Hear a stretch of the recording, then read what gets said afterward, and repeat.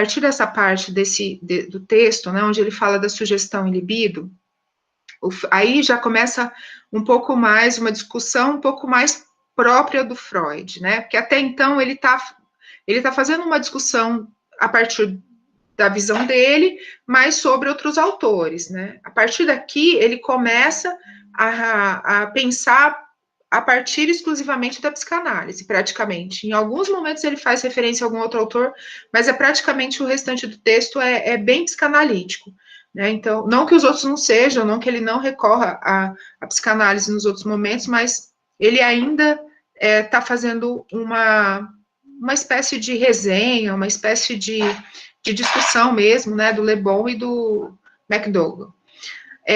Aqui é importante a gente começar com um conceito que eu falei um pouco, acho que na aula que a gente falou, acho que de Totem Tabu, se não me engano, que é como Freud vê a libido, tá? E aí, claro que a gente também tem uma visão do Freud sobre libido, sobre as pulsões, que elas vão mudando ao redor da obra dele, tá? Então, ele também, mesmo quando ele fala das pulsões de vida, pulsão de morte, quando ele fala de libido, quando ele fala de amor, né? Todos esses conceitos que ele vai usar muito, né? Desejo, enfim. Ele vai também criando mudanças ao longo da obra, ele vai amadurecendo isso. Mas eu acho muito importante que, nesse texto específico, ele explica o uso que ele faz quando ele usa amor, né? Nesse contexto da libido e na questão de ser um impulso sexual, né? Ter na ordem do impulso sexual, porque para Freud ele vai categorizar, né? Tanto o impulso, tanto a pulsão de vida, né, ou essa libido, ou essa pulsão sexual, como algo que está muito relacionado ao amor, a uma tentativa de união, de se unir com o objeto, né, de integrar-se ao objeto que eu quero, que eu desejo, né, e para ele isso é da mesma ordem, né, o amor, a libido, a pulsão de vida, e essa pulsão sexual, né, esse impulso sexual, está muito nessa ordem de unir, de integrar, de algo que é agregador. Enquanto a pulsão de morte, o ódio, a agressividade seria o inverso, né? Seria essa tentativa de desintegrar, né? De destruir. Então, é importante pensar que ele está falando que nós temos essas duas forças, né? Uma força de amor que o integra e uma força de ódio que é desintegradora, que é destrutiva, né? Que é isso que ele vai pôr no plano da pulsão de morte, né? E aí ele é muito questionado. Imagina, se hoje a gente já tem falar de sexo hoje é um tabu, imagina na época de Freud, né? Você dizer, por exemplo, que todo desejo, que toda afetividade, ela tinha um caráter, o mesmo caráter, né, do impulso sexual. Ele está colocando, olha, é uma mesma força. A força do amor, essa força de vida, essa força de desejo, essa força que a gente integra, que a gente tem para se integrar com o objeto, é da mesma ordem dessa pulsão sexual, né? Então, quando ele fala isso naquela época, é muito polêmico, né? Ele vai ser, até hoje é muito difícil, muitas pessoas não entendem muito isso na psicanálise, né? Tem dificuldade de entender o que ele está querendo dizer. E nesse texto ele faz uma explicação sobre isso, até eu coloquei a íntegra da frase dele, onde ele fala assim, olha, eu optei por usar, eu não quis mudar, eu poderia chamar, ao invés de falar de impulso sexual, poderia ter falado que era eros, poderia ter dado um nome mais bonito, mas eu não concordo com isso, né, eu não vou mudar o meu jeito de falar, porque as pessoas têm que ver que o sexo não é isso tudo, né, não é uma coisa vergonhosa, uma coisa suja, uma coisa que a gente não pode falar. Então, ele nesse trecho, né, que eu vou ler com vocês, ele vai fazer essa explicação, e eu acho ela importante para, como vocês estão começando a pensar psicanálise, vocês vão falar muito sobre a libido, sobre vários processos, Freud vai explicar a partir da libido, que vocês vejam qual é a visão que ele tem disso, né? Então, ele diz assim, na psicanálise, esses instintos amorosos são chamados de instintos sexuais. Então, ele estava dizendo, olha, nós optamos na psicanálise de falar que isso é sexual, né? A maioria das pessoas educadas sentiu-se ofendida com essa denominação e vingou-se, lançando à psicanálise a acusação de pansexualismo, ou seja, tudo é sexo. Tudo dá desejo, tudo dá libido, como se, né, eu me atraio por qualquer coisa que aconteça, né, assim, a sexualidade direcionada a qualquer objeto.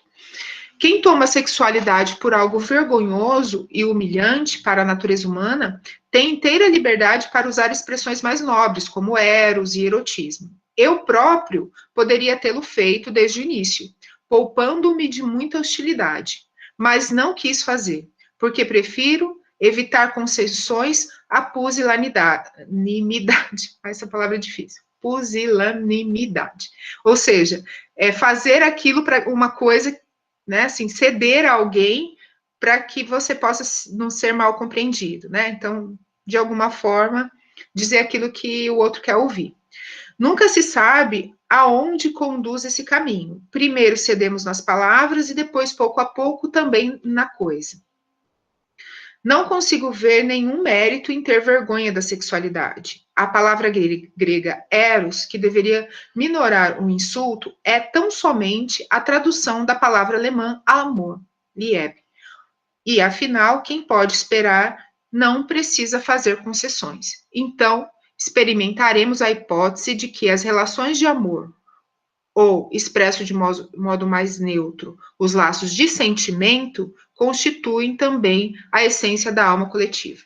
Então, o que ele está dizendo? Olha, essa mesma força, né, de vida, essa mesma libido, esse laço de sentimento que nos faz querer integrar ao outro, ele está na ordem do indivíduo, mas ele também está na alma coletiva, ou seja, ele também está no social. A libido também transita na forma com que a sociedade, isso para Freud, né, a forma com que a sociedade se organiza e como ela cria suas regras sociais, sua estrutura social, também passa, né, também está sendo tem interferência dessa dimensão das pulsões, tá? E aí ele também vai continuar, né? A massa se mantém unida graças a um poder. E aí é interessante porque ele vai, a partir do momento que ele começa a falar dessa libido, ele vai colocar a libido, tentar entender como é que a libido faz com que exista um certo poder dessa autoridade, desse líder sobre essa massa. Então, existe um poder aí, para que a massa não se desintegre. Então, aí ele pergunta, mas o poder, deveríamos atribuir esse efeito, mas a que poder deveríamos atribuir esse efeito, se não a Eros, que mantém unido tudo que há no mundo, ou seja, a libido, né, que ele vai considerar Eros, essa pulsão também sexual, essa libido, essa força que a gente tem de se unir, né, ao outro. Então, como que a gente poderia explicar esse poder se não fosse pela libido? Para Freud, a pergunta que ele diz. Para ele é muito óbvio que só tem esse poder que mantém a massa unida, que o Le Bon não tinha conseguido explicar, que nem o McDougall também não tinha conseguido explicar, e para ele é muito óbvio. Então ele vai dizer, olha, é muito óbvio que vai manter a massa unida é a libido, porque é Eros que mantém tudo unido no mundo. Então, aí ele ainda vem dizendo assim, segundo o que temos a impressão, se o indivíduo abandona essa peculiaridade na massa e permite que os outros o sugestionem, que ele o faz porque existe nele uma necessidade de estar de acordo e não em oposição a eles. Talvez, então, por amor a eles. Então, é aí que ele começa a explicar a entender que dentro desse funcionamento de massa existe uma questão que é da libido e que ao me sentir unida a essa massa, eu tenho prazer, eu sinto um gozo, né? Então, não é a grande recompensa lembra lá que o McDougall, a gente viu, vou até voltar aqui, que ele dizia assim, olha, as recompensas da massa são 5, né, que são essas aqui. A continuidade, o vínculo emocional, a rivalidade do inimigo, a cultura. Freud vai acrescentar e dizer assim, tem tudo isso, sim, só que existe um prazer, existe uma sensação de gozo quando eu me uno à massa, né, que é um gozo semelhante ao gozo de uma relação sexual, né? Assim, é algo que me dá muito prazer. Eu me sinto unido, eu me sinto, né? Me dá uma sensação de completude, uma sensação de grande realização. Então e aí ele vai dizer, então não é só uma dimensão social para Freud. Não é só o fato de se sentir pertencente a um grupo, de ter uma identidade pelo grupo, mas também uma questão de um gozo, né, de uma sensação de prazer, porque eu faço parte e sou amado por essa massa, tá? Então, né, e essa visão vai fazer com que ele também entenda que eu fico mais sugestionável na massa exatamente porque, ao cumprir essas sugestões, ao responder às sugestões da massa e do líder, eu estaria mais próximo dessa sensação de prazer e de realização. Então, eu quero ter eu quero me unir, né? Eu quero me tornar parte dessa massa. Então, e aí, responder essa sugestão, realizar aquilo que essa sugestão, né, me aponta, é uma forma de lidar com a falta, de alguma forma, né? Que ele vai falar muito que a libido é uma falta. Então, a gente busca o objeto como uma tentativa de suprir, né? De unir esse objeto e o prazer para Freud está muito ligado a completar uma falta. Né? Então, esse amor ao objeto, esse desejo de se unir ao objeto, é para tentar suprir uma falta que eu tenho. Então, eu vou responder a sugestão porque eu vou conseguir me unir ao objeto e esse objeto vai me dar a sensação de completude. Eu não vou mais sentir que está me faltando alguma coisa. Tá? Então, por isso que a sugestão para quem tá na massa, né? A sugestão, ela é cumprida de forma totalmente automática, quase. Né? Ele não para pensar, porque não é uma questão mais racional, não está na lógica do intelectual, está na lógica do afeto, como se fosse assim, em grosso modo, né, como se fosse uma carência muito grande que eu tenho, uma falta muito grande, e eu preciso preencher essa falta a todo modo, né, e eu não paro nem para pensar, porque aquela libido, aquele desejo de completude, né, de me unir ao objeto é tão forte que eu não consigo pensar, eu quero responder a sugestão, eu quero fazer aquilo que o meu líder falou, aquilo que a massa está fazendo. Então, por isso que a massa não pensa. Ela não pensa porque ela responde instintivamente a esse impulso da libido para Freud, tá? Então, ela está pensando naquela mesma forma com que eu estou com assim, a minha libido é tão forte em relação a me sentir completo, que eu não vou pensar se essa sugestão faz sentido, se ela não faz, se vai ser bom para mim ou não vai, se eu vou machucar alguém ou não vou, porque quando eu cumprir aquela sugestão, eu vou conseguir me unir a esse objeto que é o líder a essa massa também, né? De forma secundária também a massa. Tá? Tudo bem até aqui? Deu para entender o que é libido e a relação entre a libido e a sugestão? Deu sim, professora. Então tá, deixa eu ver se tem algum comentário aqui, antes de passar. Tranquilo, então, vamos lá. Aí, e depois ele faz uma análise entre a igreja e o exército, né? E até hoje, se a gente vê, igreja e exército ainda são muito referenciadas como algo muito positivo, a obediência dentro tanto da igreja, né, das igrejas, ou dentro do igreja aí pensando na religião como um todo, né, não em uma denominação. Claro que ele usa mais a igreja católica naquele momento, mas a gente, né, pode pensar isso como não como uma denominação específica, mas um modelo, né, de que se estabelece afetivamente, emocionalmente, quando a gente professa uma determinada comunidade religiosa, ali, uma determinada fé religiosa.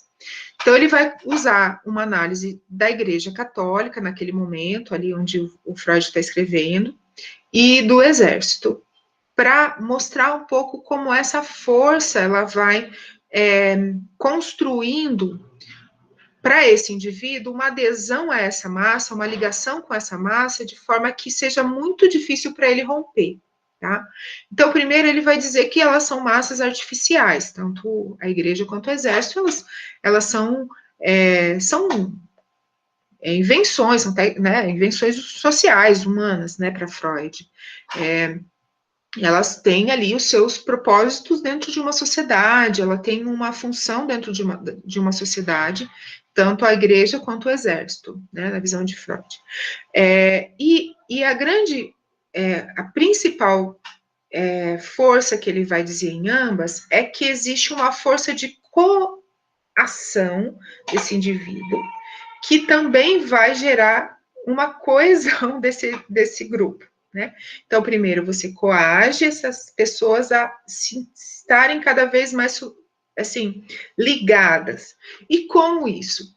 Uma das coisas que ele vai dizer é sobre a ênfase na obediência. Né?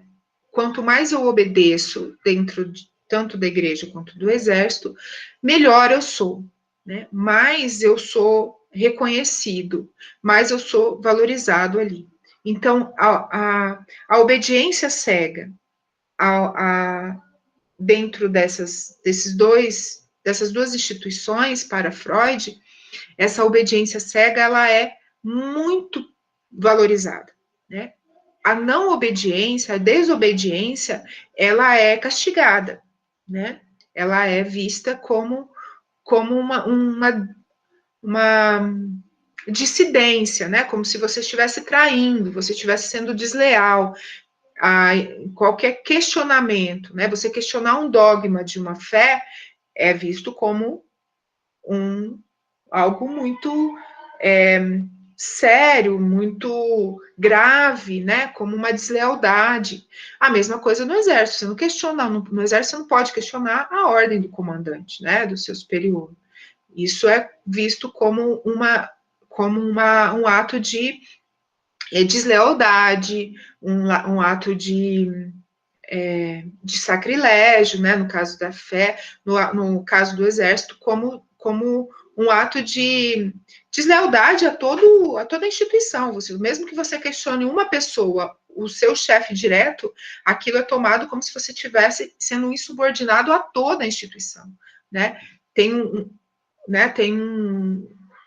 Qualquer membro do exército é tomado como toda a corporação, né? Toda a instituição representa toda a instituição, aquela autoridade que está ali, né?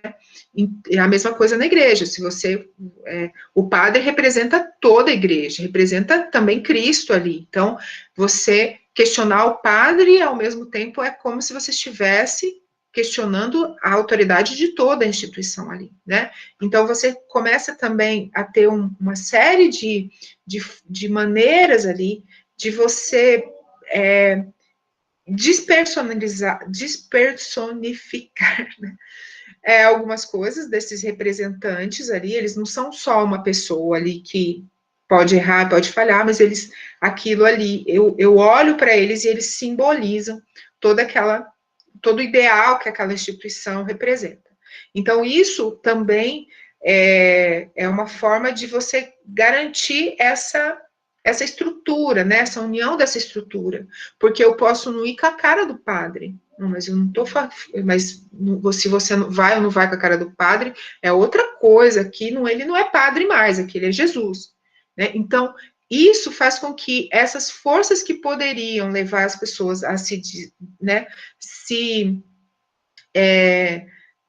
irem se desligando de alguma forma, ou pudessem dificultar essa coesão, né, ela vai, você vai reduzindo isso dessa forma, né, então quando você cria uma estrutura como essa, a mesma coisa o comandante, né, então se você não gosta do comandante, azar o seu, ele não é como só uma pessoa mais, ali ele representa todo, né, o exército ali, né, toda a corporação.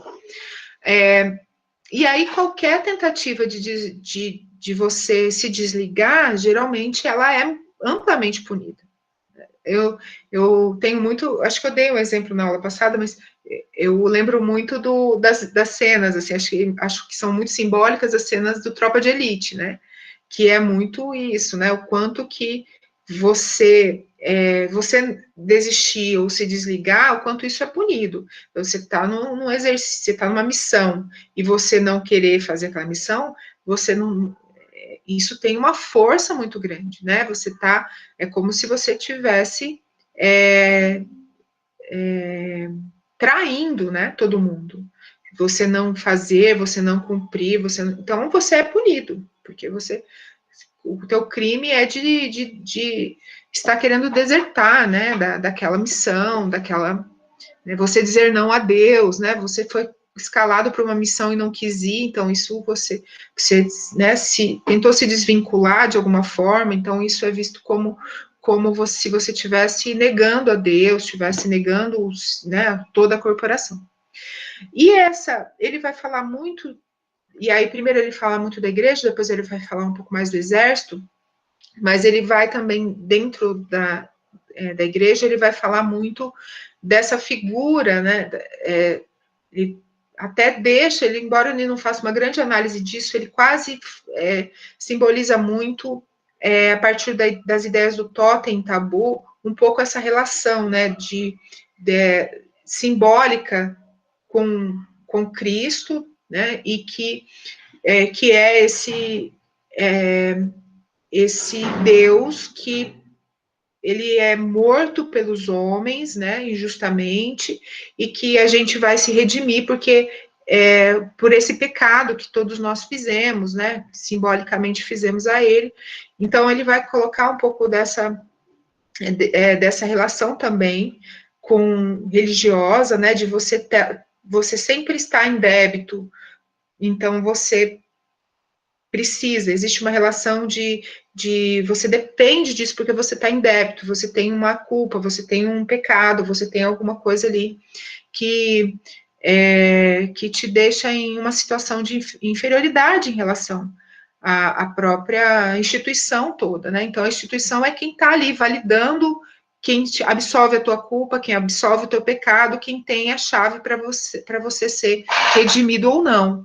Então, se eu que é um pouco que um grande drama, né? A pessoa que não se confessa, ou a pessoa que fez alguma coisa e foi excomungada, né? É como se ela tivesse sido afastada da possibilidade de acesso a Cristo. Então, ela foi excomungada, ela não pode mais, foi proibida de participar ali dos ritos que vão levá-la à salvação. Então, esse poder, né, que faz com que a pessoa muitas vezes se coloque ali muito mais numa posição de fragilidade em relação àquela instituição, né? Então ele fala bastante vai fazer uma análise desse sentimento, né? Do que isso representa psicologicamente, do que isso representa no ponto de vista dos afetos, né? O quanto isso de alguma forma mobiliza uma certa dependência, uma certa fragilidade. E a pessoa obedece muitas vezes sem ela, de forma automática, né? Ela não adota alguns comportamentos na sugestão ali que está dentro dessa instituição, vai sugerindo, né, a religião, né, a gente, não só a gente, qualquer instituição, né, ele está tomando a igreja exército, mas a ciência também pode ser não pode ser, a ciência também é uma instituição que também produz isso, né, a gente também pode obedecer cegamente à ciência, a gente vai discutir bastante isso. Então, assim, também para a gente perceber que não existe um lugar puro, né? Todos os lugares, todas as instituições estão aí envoltas nesses movimentos de massa também, enfim.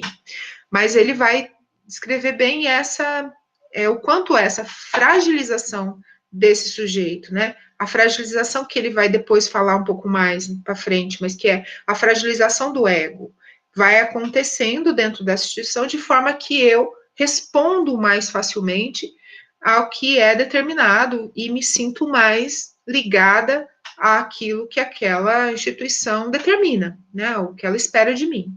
Então, ele vai colocar um pouco essa dimensão de uma produção de uma resposta psicológica que faz com que eu fique mais, de alguma forma, submisso ou de certa maneira até mais suscetível, mais sugestionável àquilo que aquela instituição faz, tanto a igreja, no caso do que ele está discutindo, a igreja e o exército. Então, ali, no exército você entra numa patente mais baixa, muito fragilizado, né, nessa sensação em que você tem pouquíssimas condições, né, você é extremamente precarizado na sua dimensão afetiva e psicológica, de forma que você fica mais reprimido, você fica mais com a sensação, né, de fragilidade mesmo, de necessidade dessa pulsão, né, de buscar satisfação, porque você está extremamente reprimido ali no que você precisa fazer, tudo que você tem que fazer, você não tem autonomia, você depende da autorização de alguém, então isso te fragiliza o teu desejo, fragiliza a sua dimensão psicológica, e aí o teu grande anseio é obedecer para que eu possa um dia conseguir fazer isso sem precisar de tanta, né, que eu possa ter mais liberdade, que eu possa ter autoridade, que um dia eu vou ser o general também, e vou poder ter mais condições, vou ter condições de fazer isso com os outros e não mais estar tão submetido ao que o outro, né, a regulação do outro sobre o meu desejo. Então, essa dimensão no exército funciona muito, assim, é um pouco a lógica do exército, né, de que a partir do momento que eu vou subindo nas patentes, eu não vou ser tão reprimido, eu vou conseguir ter mais condições de liberdade até, né, do meu desejo, dos meus afetos, decidir como eu vou fazer, o que eu vou fazer, enfim, tá? Então, isso faz com que a pessoa, ela seja mais obediente para que ela possa ter esse reconhecimento, esse amor da corporação, esse status dentro da corporação, e um dia se torne também, consiga colher, né, essa satisfação, né, essa resposta, esse reconhecimento, esse amor que ele idealiza que lá nas altas patentes existe, né? Então, ali todo mundo é amado e obedecido. Então, lá eu quero estar, porque lá todo mundo admira, lá eu vou ter admiração, lá eu vou ser amado, lá eu vou conseguir, não vou estar nessa situação de tanta precariedade como eu estou agora, como o primeiro é cabo, né? Não é é o cabo. Então, aqui eu estou mais precarizado, eu só não falo nada, eu só obedeço. Mas um dia eu vou chegar lá e eu vou ser, todo mundo vai olhar para mim e vai me amar, enfim, né? Soldado, cabo, exatamente. Então, eu fui falando aqui, eu não sei o que já foi. Então, isso faz com que exista essa ligação libidinal, né? E aí, dentro da corporação, na igreja ele fala muito assim, que a relação libidinal, né, dentro da igreja, ela vai ser ele vai falar muito de ser extremamente narcísica, né? Porque eu amo, né? Eu amo Jesus, né? O que Jesus me pede é que eu ame ao meu próximo como eu amo a mim, né? Então ele vai dizer muito também, acho que fala um pouco disso no texto, ele não vai discutir muito, mas ele traz essa ideia, né, de que uma tese aí para a massa, que na verdade todo o amor da massa, a partir dessa análise que ele faz da religião, da igreja, ele vai dizer que toda massa, ela tem um amor narcísico, ele na verdade ama a mim mesmo, eu amo a Cristo, mas porque Cristo é o meu ideal de ego, eu me identifico com Cristo, eu quero me tornar Cristo, eu quero ser como Cristo, eu quero ter essa união, né? Meu amor libidinal, porque eu quero Cristo dentro de mim, né? A comunhão é bem isso, né? Então eu vou comungar, eu vou me integrar a Cristo, vou ser um com Cristo. Então, essa é um amor narcísico, porque eu me vejo nesse objeto, eu vejo esse objeto em mim. Só que o meu amor ao meu irmão não é ao meu irmão como ele é, né? É porque eu amo o meu irmão, porque ele é também filho, ele também tem essa mesma relação com Cristo. Então, eu amo ao próximo como eu amo a mim. Então, tem essa relação também, o que fortalece na massa unida, o sentimento que eu tenho ao meu irmão, né, na religião, Freud vai dizer que ele não é o irmão como ele é. Porque se fosse como ele é, não integraria, não teria a mesma força integradora da massa como se eu recorro ao meu amor narcísico. O amor narcísico é muito mais tolerante, o amor narcísico é muito mais, né, do ponto de vista de unir essa massa, ele tem muito mais força do que se fosse um amor, se eu estivesse olhando o outro como objeto. O meu irmão, na igreja, no caso, né, quando ele vai analisar, ele não é meu objeto. Eu não estou amando ele enquanto objeto. Então, eu olho meus irmãos ali, dentro da mesma fé, mas ele não é o meu objeto. Meu objeto é o Cristo, onde eu vejo o meu ego ali, meu ideal de ego, tá? Eu vou falar mais sobre o ideal de ego, mas eu olho a Cristo e Cristo é meu ideal de ego. Eu me vejo em Cristo e Cristo em mim. Minha relação extremamente do meu eu ali. E aí eu transporto isso secundariamente ao meu irmão, porque Deus mandou, olha para ele porque ele é como se fosse a mesma coisa, porque ele tem a mesma relação comigo, então você transporta isso para ele, né? Mas secundariamente, não porque o outro é meu objeto. Então ele vai dizer que, analisando isso, ele vai dizer, olha, na verdade, a libido na massa é em relação a esse ideal, a esse líder, a isso que isso representa para o meu ego. Então, o líder, o ideal, a causa, aquilo que está esse objetivo da massa é o que a minha libido transita para o que isso representa no meu ego. E eu me uno aos irmãos, aos outros membros da massa, secundariamente, não é uma relação de troca, assim, no sentido de que é ele, mas é o Jesus que eu vejo nele. Então, o eu que está, né, o meu próprio, ame a ele como a mim próprio, então é o eu que está nele, o meu ego, porque ele é como eu, então eu amo como se ele fosse eu. Professora, seria aquela, não sei, seria como nos termos assim da psicanálise ao certo, mas seria a fantasia de que esse irmão seja como eu. Exatamente. É porque ele está no mesmo plano, que depois o Freud até vai chamar isso de instinto gregário, né? Que ele vai dizer. Porque eu olho para ele e falo, ele está no mesmo nível que eu em relação a Jesus, né? Jesus também está nele. Então, eu começo a perceber que, na verdade, ele é eu não posso ter Jesus só para mim. porque Jesus também está com ele. Então, eu preciso cuidar dele, eu não posso ser mal a ele, porque senão Jesus pode se zangar comigo. Então, é melhor ter um pouquinho de Jesus, não ter Jesus só para mim, eu abro mão de ter Jesus só para mim, para dividir com todo mundo. Né? Ter um pouco desse amor, né, professora? Eu escolho ter um pouco desse amor do que não ter nada dele.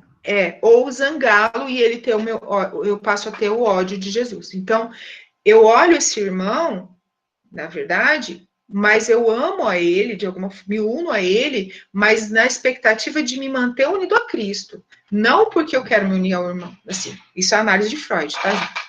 Ele vai analisar isso quando ele olha para a igreja. Quando ele faz isso, ele volta e pensa assim, olha, é uma característica que toda massa tem. Toda massa vai ter isso. Toda massa não vai ter uma relação de objeto entre duas pessoas. Vai ter, na verdade, com esse líder e com essa causa. O outro membro, aquele que é o meu par, né, que está no mesmo nível do que eu ali, eu, na verdade, estou, né, de alguma forma, secundarizando esse amor narcísico. Mas eu não é uma troca, não é uma relação libidinal com o outro membro do grupo, da massa. Tá? Isso às vezes acontece quando a gente vai trabalhar com psicologia de grupos. Vocês vão. Essa teoria, muitas vezes a gente observa isso em grupos. Tem muitos grupos. Às vezes você vai dentro de uma sala de aula, você pode ver isso. Né? Às vezes a professora é tão encantadora, as crianças gostam tão da professora, que na verdade elas não estão, às vezes, se relacionando entre si de forma que está tendo troca entre as crianças, mas elas não, por exemplo, tão seduzidas pela professora, né, que elas acabam até cumprindo algumas coisas e não brigando, por exemplo, para não ferir a professora. Não necessariamente porque ela aprendeu a respeitar aquela criança, porque ela aprendeu a conviver com a diferença daquela criança, né? Então, isso é uma coisa que acontece muito, a gente vê muitas vezes esse movimento, tá? E o Freud vai analisar isso quando ele começa a analisar isso dentro da igreja. E aí, uma coisa que a gente falou semana passada, que era o quanto isso é extremamente emocional, todos esses aspectos são extremamente emocionais. Eles não são da ordem mesmo, assim, não é proposital.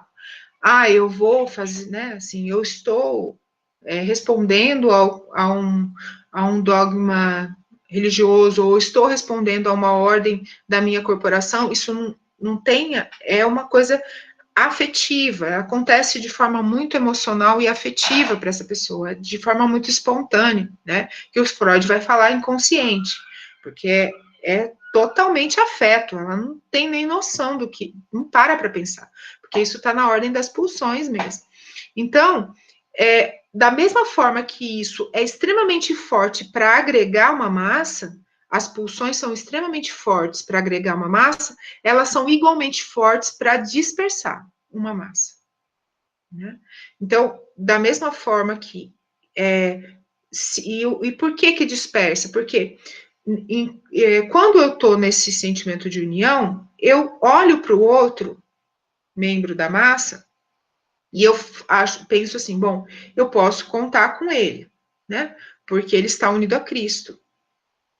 Então, eu sei que se acontecer alguma coisa, esse irmão vai me proteger. Esse irmão vai fazer, porque ele não vai fazer por mim, ele vai fazer por Cristo. Então, essa relação de extrema segurança, né, que você tem efetivamente na massa, com esse irmão, né, porque ele não está fazendo por mim. Eu posso ter todas as dúvidas do quanto eu mereço ser ajudada. Posso me achar horrível, péssima, indigna de qualquer misericórdia de alguém, de qualquer ajuda de alguém. Mas eu tô na comunidade, eu penso, essa pessoa, eu posso contar com essa pessoa da comunidade porque ela faz isso por Cristo. Ela é uma pessoa de Cristo, ela faz em nome de Cristo. Então, isso me dá segurança. E aí, Freud até traz um exemplo que é de um livro, eu não me lembro agora, até, assim, qual é o lugar onde ele remete que isso acontece, mas acho que é um romance, que conta a história de um assim, é uma ficção que falava que tinha sido descoberto, né, um dia lá, tal, um antropólogo, enfim, descobriu que o túmulo um túmulo de Jesus, né, que Jesus tinha sido enterrado e que não tinha tido a ressurreição e tal, e que aquilo mudava completamente a história do mundo, aquele achado, aquela situação lá. Eu não me lembro exatamente como que é no texto o exemplo que o Freud dá, mas ele é um livro que ele, se não me engano, um livro que ele lembra. E aí, nesse livro, ele conta como que tudo aquilo que tinha sido construído em nome da fé religiosa, em toda a história desses 2000 anos,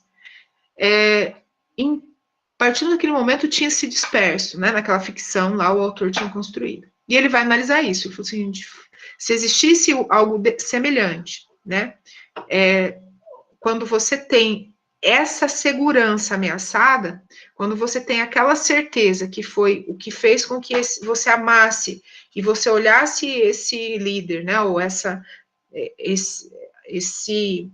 causa, né, e olhasse para ela e se identificasse tanto que você visse quase o seu eu ali, se você em algum momento não vê mais, você perde essa relação desse ideal de ego com esse líder ou com essa causa, tudo se desintegra. Porque você já não conta mais. É como se você olhasse aquela outra pessoa e dissesse, agora é cada um por si, Deus para todos. Eu não tenho mais aquela segurança. Porque se aquela pessoa não me amava, só me amava por causa de Jesus, agora ele não me ama mais. Então ele deixa de ser alguém que está me auxiliando na vida e passa a ser alguém que está rivalizando comigo. Então, nesse momento, depois eu olho os comentários, gente, que depois eu leio tudo. Eu sei que vocês estão mandando, mas não dá tempo. Mas, assim, é como se naquele momento, aquela massa enorme que eu via, que me fortalecia, porque eu sentia que estava todo mundo comigo, né? Tinha uma massa, milhares de pessoas estavam junto comigo, eu me sentia dona da força de todas essas pessoas. A momento que eu tenho insegurança que essa massa, de alguma forma, pode ser desfeita, eu já não sei mais se essa causa ou esse líder é meu ideal de ego, é alguém que eu me espelho, eu também começo a desconfiar do meu irmão, ou daquele que estaria no mesmo nível que eu. E ele também dá o exemplo disso do exército alemão na Primeira Guerra Mundial, que quando eles vão para uma batalha, se não me engano, é quando eles estão numa batalha contra a Rússia, que eles pegam uma batalha, não me lembro o nome agora, mas era uma batalha onde a Alemanha entra toma a decisão de atacar em um contexto extremamente adverso, e aquilo é considerado uma decepção para todo o exército, como eles tinham sido jogados naquela situação. E aí você tem uma total dissolução das forças ali, eles perdem completamente o controle dos soldados que estavam ali em guerra, e ele dá esse exemplo também. Então, aquele ideal, aquela certeza que você tinha de que você estava sendo protegido e que todo mundo, essa segurança que você tinha de que todo mundo ia ser leal àquela causa, né? Quando você perde, é a sensação de cada um por si, eu estou sozinho. Então, essa massa, eu me desligo afetivamente dela, porque eu já não posso contar com ela mais. Então, ela não é mais comigo, ela é contra mim até. Né? Eu não posso contar com ela, eu estou só. Então, isso faz a dissolução da massa para o Freud, tá? Deixa eu ver as perguntas aqui.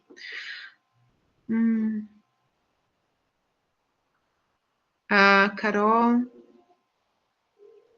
tá, você... A série Pretty Little Liars.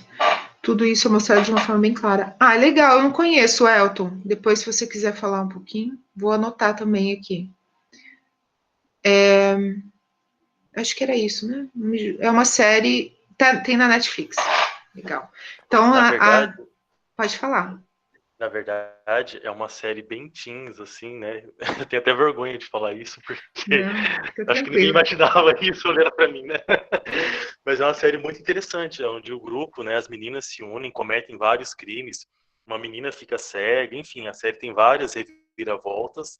É bem teen mesmo, é um drama bem teen, envolve escola americana e tal, mas todas elas estão interligadas por uma única pessoa, né? Todos os crimes são sempre em torno de uma única pessoa, todos queriam ser aquela pessoa. Enfim, depois, com o passar do tempo, elas vão se enxergando e descobrem que nada era uma, entre aspas, vaidade própria também. Mas uma série bem interessante, assim, para analisar os personagens, os acontecimentos, a capacidade de ação de jovens, enfim, é bem interessante.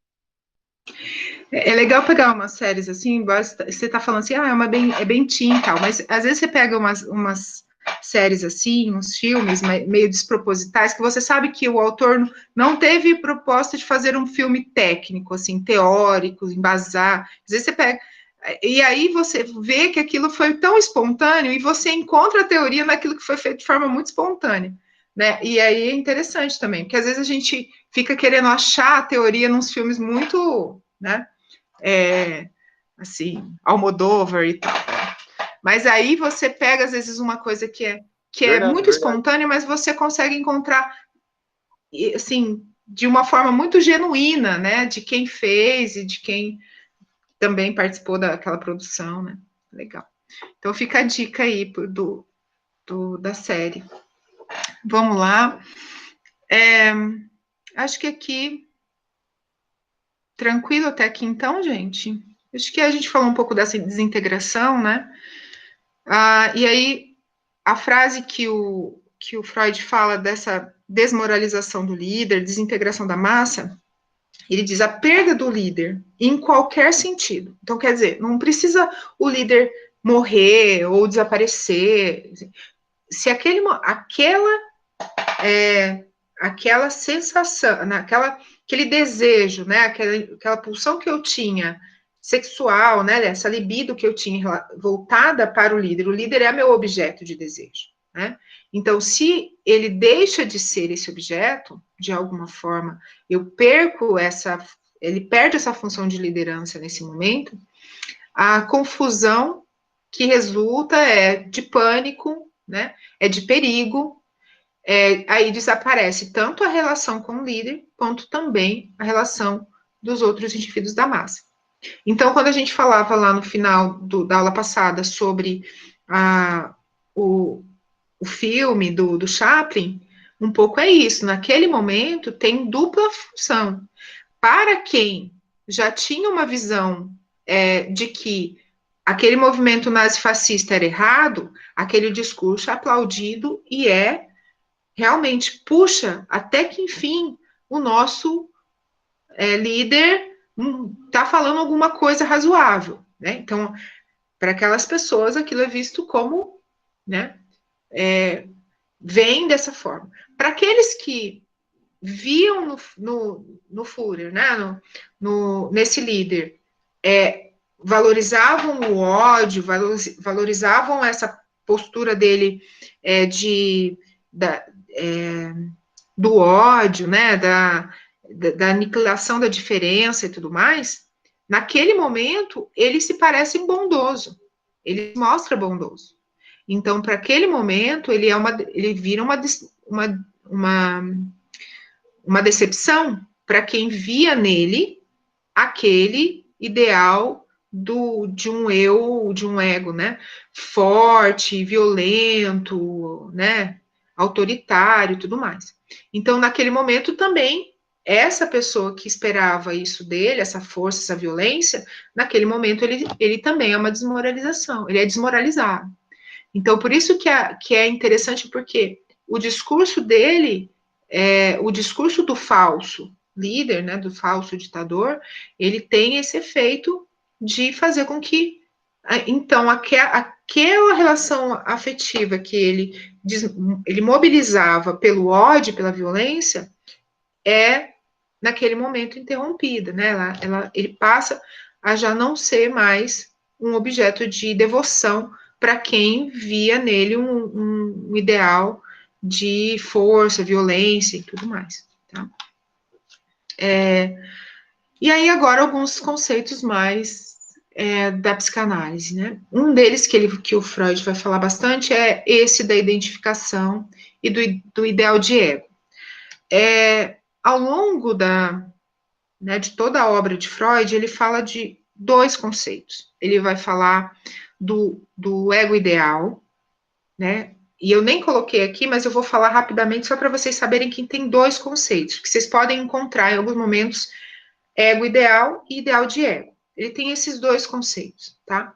O ego ideal, quando o ego vem antes, vocês lembram de passado, porque vem antes. Então, é uma primeira construção de ego que tem lá na primeira infância. O ego ideal, né? Ele é uma apreensão afetiva que a gente vai ter, né? Como se a gente construísse afetivamente como a gente precisa ser para ser amado pelos nossos pais. Em grosso modo, tá? Claro que é um conceito bem complexo, mas a grosso modo seria aquela primeira percepção que a gente tem, a gente estabelece, né, as relações objetais ali, com o pai, com a mãe na primeira infância, e como é que eu posso satisfazer esse outro? O que eu faço que satisfaz o outro? Né? Como eu preciso ser para que o outro possa, para que eu possa satisfazer, para que eu possa realizar, para que o outro possa se sentir realizado comigo. Então, o ego ideal é essa primeira percepção que a gente vai ter. Então, ela é necessária para Freud na construção do nosso eu, né, do nosso ego. A gente precisa essa primeira experiência aí de ego ideal. Ao longo da vida, né, depois que a gente começa a ter outros objetos, né, que a gente abandona o seio da mãe, enfim, a gente chega assim, vai criando e tendo outras relações objetais ao longo da vida, a gente estabelece o que ele vai construindo, né, ao longo da vida, o que ele vai chamar de ideal de ego. O ideal de ego é aquele que eu preciso me tornar para ser desejado. Então, o ideal de ego é quem eu quero me tornar. Se lá era, no começo da infância, era aquele que satisfaz o outro, o ideal de ego é esse que é desejado pelo outro. Então, você vai aí, ao longo da infância também, né? Conforme você vai abandonando esses primeiros objetos da mãe, né? Do cuidador, enfim. E você vai criando outras relações objetais ao longo da vida, você vai também criando esses modelos. Quem eu me espelho, quem eu estou querendo me tornar para que eu possa ser desejado. Então, para que eu possa me tornar objeto de desejo de alguém. Então, isso é o ideal de ego. E o líder da massa, ele vai ter para Freud essa posição. Ele é essa pessoa que eu quero me tornar, porque quando eu me tornar como esse líder, quando eu alcançar esse ideal de ego, eu vou ser objeto de desejo de todos. Eu vou ser desejado por todos. Eu vou ser objeto de prazer, de desejo, enfim, de todo mundo. Então, por isso que eu olho essa identificação que o Freud vai dizer que acontece do membro da massa com esse líder, ele é por conta de despertar esse lugar. Ele tem esse lugar de fascínio, porque eu quero me tornar o líder. Então, eu olho o líder e eu me vejo ali, né? Então, eu admiro.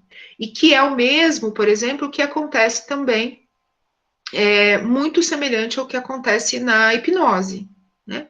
Porque você joga com isso, você olha esse hipnotizador com esse fascínio, porque ele tem um poder que você quer ter. Então, é isso que segundo Freud, eu nunca estudei hipnose, mas segundo Freud, a base da hipnose é isso, essa transferência que você dá ao outro, você acredita que ele tem um poder tão grande, né, e você olha para ele com tanto fascínio, você olha para ele, você vê quem você quer ser, o poder que você quer adquirir, né? Então, ele é o teu. Para Freud, você constrói com aquela pessoa, na hora da hipnose, essa relação de ideal de ego.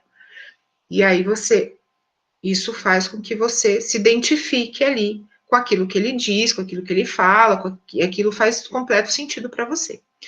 Esse diagrama aqui é aqui exatamente, ele está exatamente assim no livro. Então, aqui é o eu, né, de cada membro da massa, tá? E aqui está o líder. Então, o que ele diz é que cada membro da massa, ao invés de estabelecer um objeto de desejo, transporta, né, um objeto de admiração, né, objeto do seu desejo, ele transporta para o líder. Todos eles colocam no mesmo objeto externo, que é o líder, o ideal de ego de todos. Então, ele consegue ter essa capacidade de mobilizar em todos os membros da massa, de forma que cada um deles olhe para esse líder e entenda que ele é o ideal de ego, é aquilo que eu quero me tornar para ser alguém amado e desejado. Então, geralmente, esse líder, ele vai despertar, ele tem que ter alguma coisa de semelhante, até em outras leituras que eu dei para vocês, por exemplo, que eu deixei como complementar, o Adorno, o texto do Adorno, Personalidade Autoritária, fala bastante disso. Esse líder, ele precisa ter alguma coisa a ver comigo. Ele não pode ser uma pessoa assim que tem nada a ver, né? Alguma coisa tem que ver, que essa pessoa, ou essa, né, tem que ter alguma coisa que me coloque como igual, né?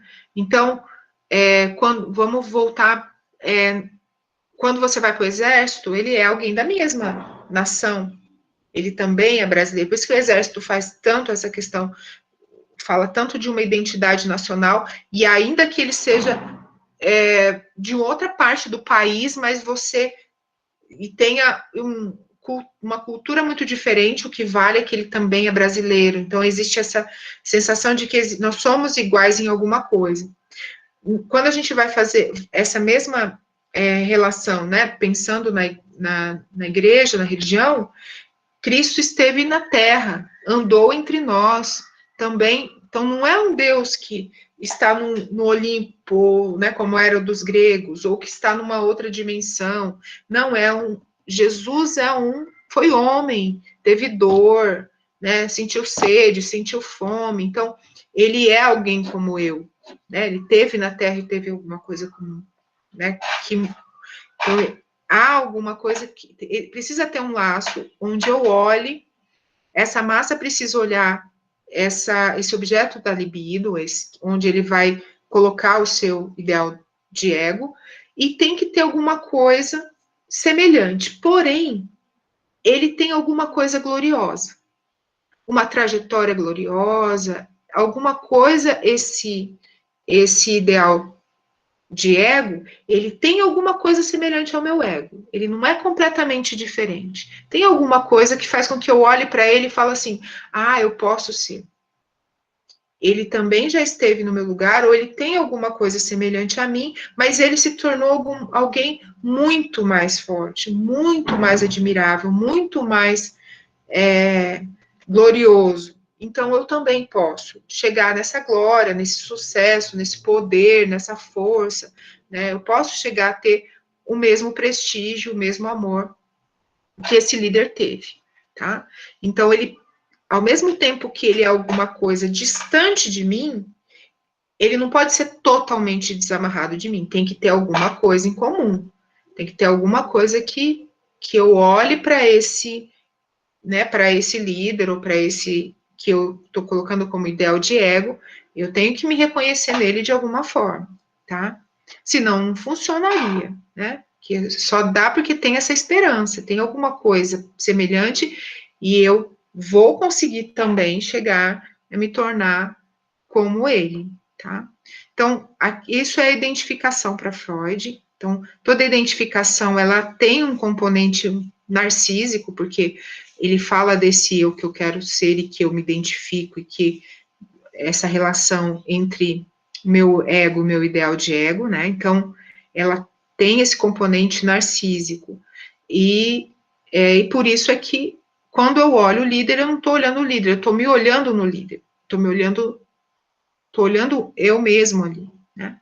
O enamoramento, que vai ser um outro conceito que ele vai usar, ele vai falar que é a transformação, né, dessa libido em alguma coisa menos sexual, como se a gente fosse uma contemplação que você transformasse isso, descaracterizasse isso né, como algo sexual. Você não pensar, a pessoa vai jamais pensar no líder dessa forma, né? Quase seria um sacrilégio, né? Alguém usou sacrilégio, pensar que a sua relação ali com esse líder passaria pela questão sexual, para esse membro da massa, é alguma coisa, assim, inadmissível pensar, porque, de fato, é como se ele transformasse esse desejo numa fascinação. E numa fascinação que me coloca numa posição de muito inferior, que ele vai chamar de enamoramento, que é essa sensação de quase de encantamento, quase mágica, né? Que também está na hipnose, que é eu sou muito inferior, né? Não sou nada fora dessa relação com esse líder. Eu eu preciso dele numa relação quase de dependência, né, para eu existir, assim. Então, essa relação que ele chama de namoramento muito nesse tipo de relacionamento, de amor, que é extremamente do fascínio, né, de ser alguma coisa que excede o plano carnal, né, pensando no enamoramento no sentido de ser um amor platônico, igual às vezes a gente fala, né, que usa-se, né, que chega numa ordem de uma coisa do fascínio, né, daí quase mágico, assim, né? E que é isso para ele que vai também dar embora você não reconheça que existe essa dimensão sexual nisso, né, porque você psicologicamente você nega isso e você desloca do plano da sexualidade, porém a relação de gozo ele vai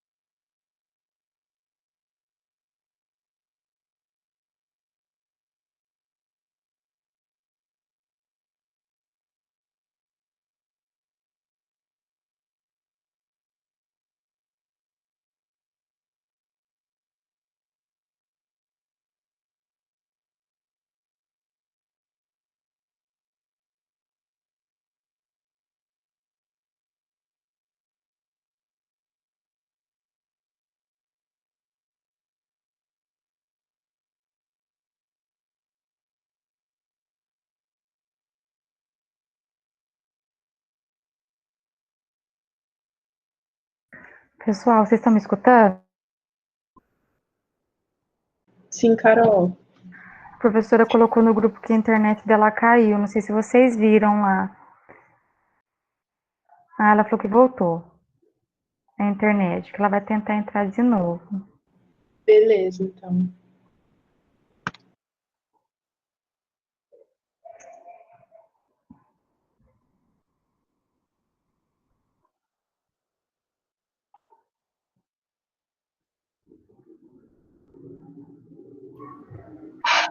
Voltei, gente, desculpa, caiu tudo aqui.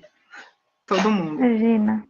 Então essa é a sensação, quando você, embora você não esteja naquela relação ali, né, com essa é alguma coisa contemplativa, a sensação que você tem é extremamente física, é de prazer, é de bem-estar, é alguma coisa que passa o seu corpo, embora você não reconheça que ali exista um desejo carnal, né, você, né, desloca isso para o plano emocional, da alma, do espírito, porém a sensação é física, tá? Deixa eu abrir de novo aqui. Que fechou, né? Aí. Bom, o enamoramento, depois, terminando, ele vai falar do instinto gregário, que é um pouco do que eu já tinha falado, que a Carol também deu o exemplo, que é essa sensação que você vai ter que é uma sensação psicológica, então ele vai criar esse conceito olhando as massas, mas que ele vai analisar isso, inclusive, quando ele vai falar da família, dos irmãos, ele vai usar até em outros trabalhos esse conceito depois, que é essa sensação, assim, que você vai ter com... Lembra que lá no início da aula passada eu falava que você pode ter com o outro uma relação de auxiliar ou de rival, né, de concorrente, ou ele está com você para conseguir o objeto, ou ele está rivalizando com você. Então, o instinto gregário, ele vai fazer com que você não perceba esse outro que está no mesmo nível que você, que não é seu objeto, né, mas que você perceba como auxiliar, e não como rival. Então, os filhos, por exemplo, né, os irmãos, eles querem o amor dos pais, né? Eles querem o pai e a mãe só para eles, mas tem um irmão que também quer, né? Então, o que faz com que muitas vezes você não rivalize com teu irmão pelo amor do pai e pela mãe, é para você garantir que é melhor eu dividir o meu pai e a minha mãe, porque meu pai e minha mãe também gostam dele, né, do outro filho, meu irmão. Então, para que eu não perca todo o amor do meu pai e da minha mãe, eu aceito dividir com meu irmão, porque senão eu perderia todo o amor do pai e da mãe. Então, ele vai dizer que isso chama instinto gregário, que o meu irmão não é meu objeto principal é meu pai e minha mãe, mas eu me agrego ao meu irmão como auxiliar ali na relação divido o meu objeto com meus objetos, meus objetos, no caso da família, com ele, para que eu não perca tudo. Eu penso assim, é melhor ter pouco do que não ter nada, mais ou menos isso, tá? Tudo bem? Acho que esse é mais... Talvez vocês já tenham visto alguma coisa. E a revivência da horda primitiva, que aí é bem aquela que a gente viu no Totem Tabu. Então, ele vai fazer no final do texto uma análise sobre esse líder enquanto o pai da horda primitiva, tá? Então,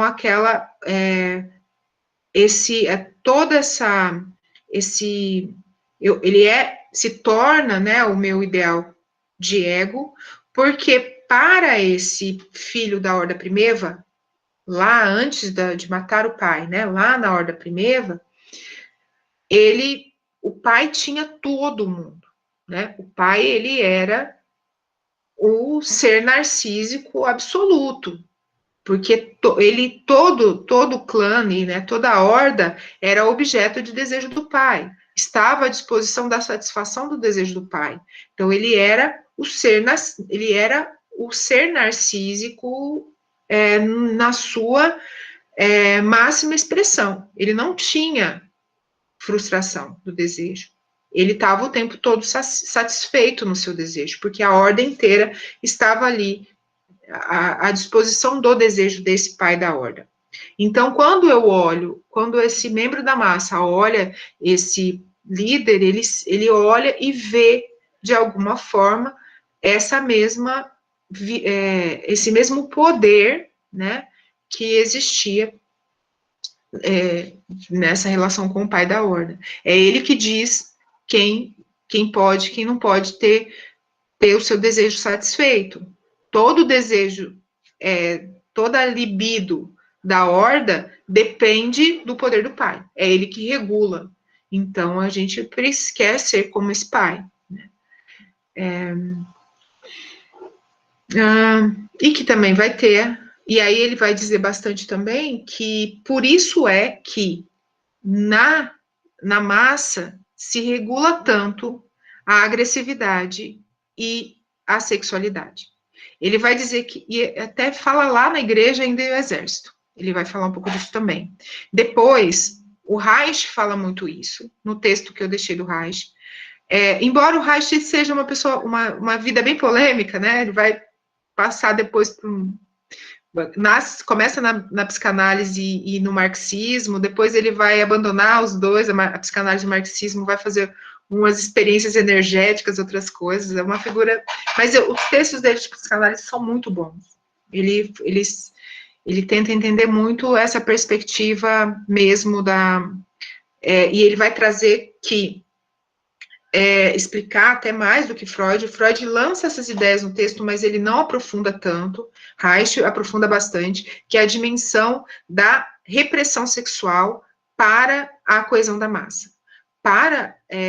Freud já fala um pouco, tá? Vai falar disso, até quando ele vai começar a falar um pouco da igreja e do exército, vai falar, essas duas massas regulam muito a libido, elas vão reprimir, são repressoras do desejo, elas são repressoras, e é por isso que existe toda a energia, toda a libido é transferida, é canalizada para esse líder, porque você reprime completamente esse sujeito na sua sexualidade, de forma que aquela causa, né, ou a relação que tem com aquele líder é a principal forma de satisfação libidinal daquela pessoa, né, porque você reprime. E o Reich vai explorar muito isso, porque ele se dedica muito a entender a sexualidade, principalmente, ele vai dizer que quanto mais uma pessoa é reprimida sexualmente ao longo da vida, mais submissa ela é à autoridade,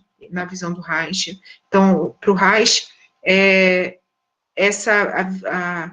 você cria ódio, né? Criar uma pessoa odiosa, né? Assim, alimentar o ódio e a agressividade de alguém, ela é possibilitada pela repressão da pulsão de vida, ou da libido, né? Então, quando você tem uma repressão da libido, da pulsão de vida, você aumenta o ódio, né? Você aumenta a pulsão de morte. Então, sim. Mas ele fala bastante, ele usa bastante impulsos sexuais, fala bastante mais até da sexualidade do que pulsão de vida, pulsão de morte. Mas estou falando, assim, para tentar ficar mais fácil de entender. Então, quando você não pode satisfazer a sua tentativa de amor, né, de se unir ao outro, é como se você tivesse que essa pulsão se transformasse em outras formas de pulsão, e aí podendo ser a agressividade, né, ele vai falar muito e até por isso, né, que a psicanálise entende que como vai ser uma das primeiras, dentro da psicologia hoje, várias teorias também falam isso, mas a psicanálise vai ser uma primeira que vai dizer, olha, toda vítima tem um grande potencial de se tornar depois agressor.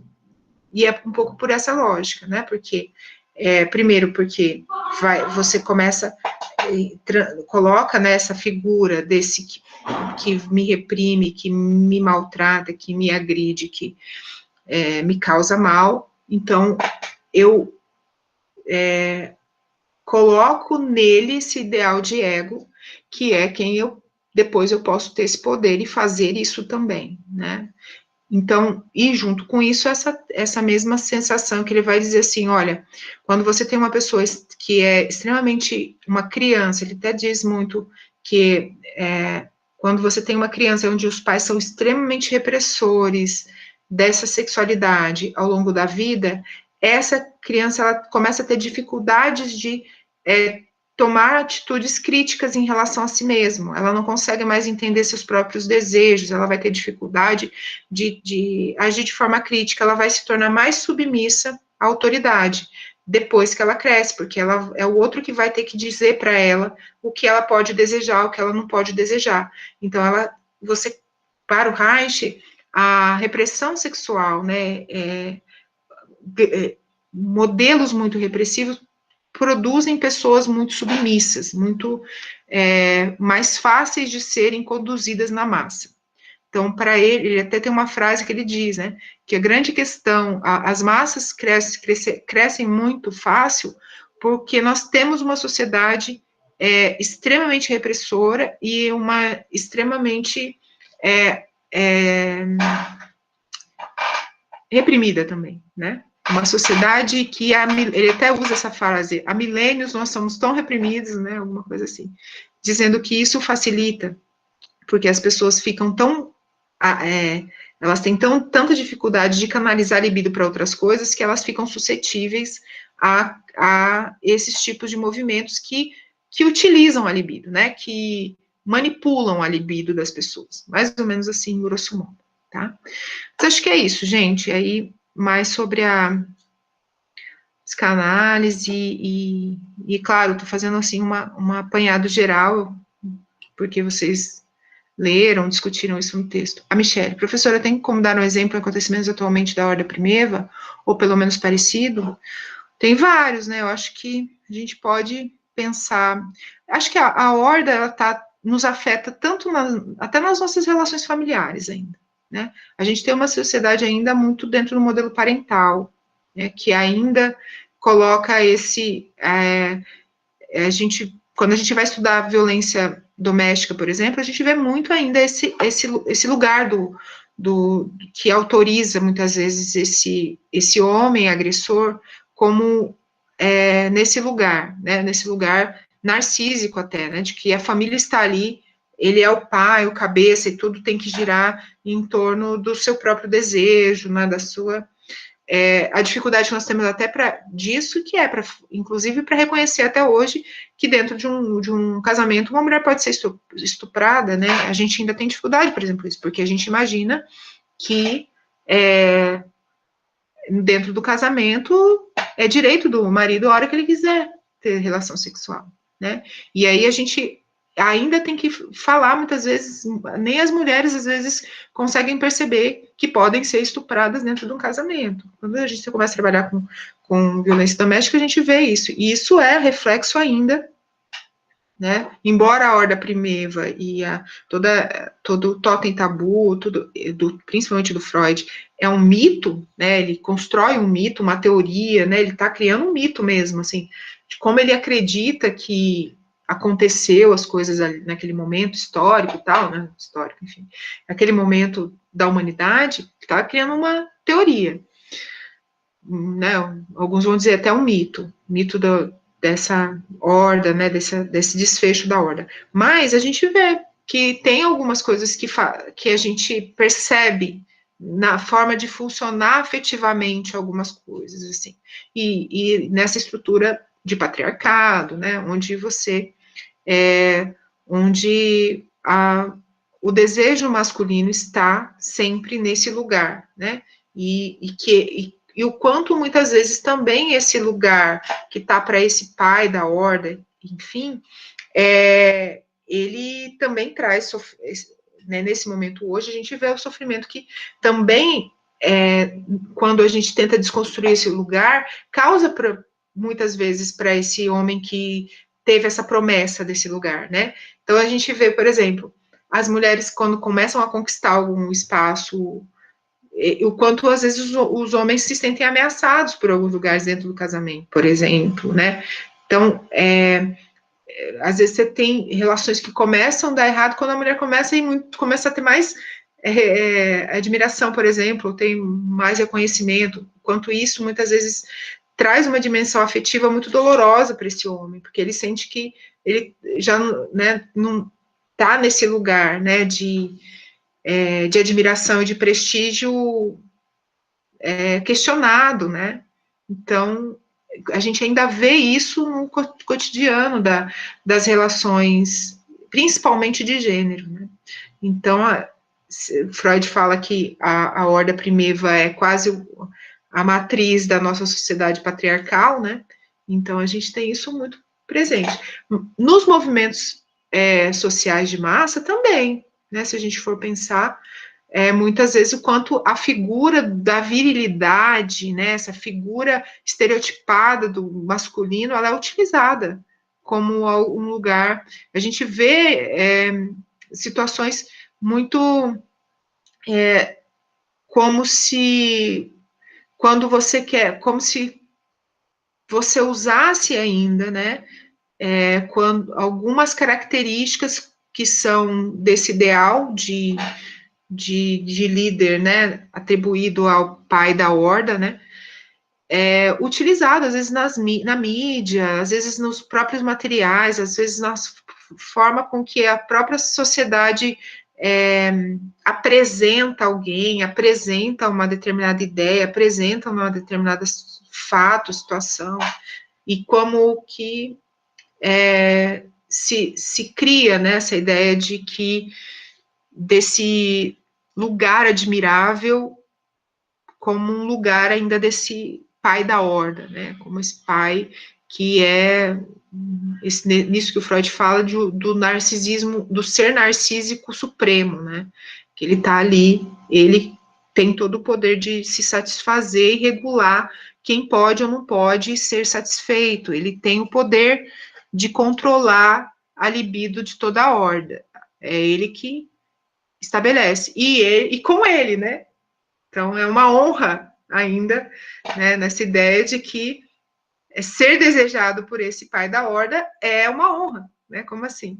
Então, isso ainda está muito presente no nosso imaginário, não só no contexto familiar, das violências né, o pai tem direito de, muitas vezes, sobre esses filhos, um direito absoluto, como se os filhos não fossem sujeitos, e aí justifica violências, mas também na sociedade, como os movimentos de massa vão se consolidando, muitas vezes em torno de alguns estereótipos também, né?